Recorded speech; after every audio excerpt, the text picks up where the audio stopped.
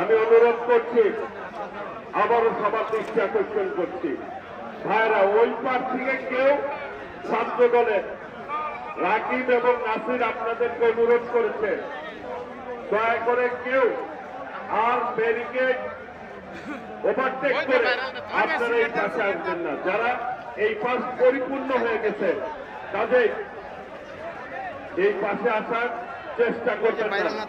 যার যার জায়গায় আপনারা সর্বোচ্চ দায়িত্বশীল ভূমিকা পালন করবেন। কোন ধরনের এই ব্যারিকেড ওভারটেক করার চেষ্টা করবেন না। আজকের এই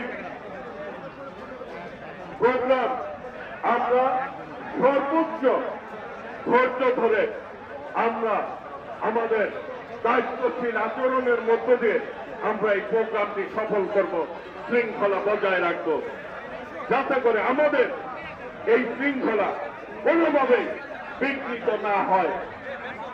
প্রিয় ভাইরা, এই এলাকায় কেউ মাস্ক পরে যদি ঘোরাঘুরি করে দয়া করে সুন্দর করে বুঝিয়ে দিবেন, বলবেন মাস্ক পরা চলবে না। আজকে আমরা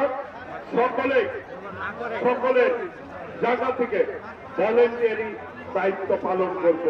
এইখানে আজকে লক্ষ লক্ষ মানুষ উপস্থিত হয়েছেন, সবাই আমাদের নেতা কর্মী।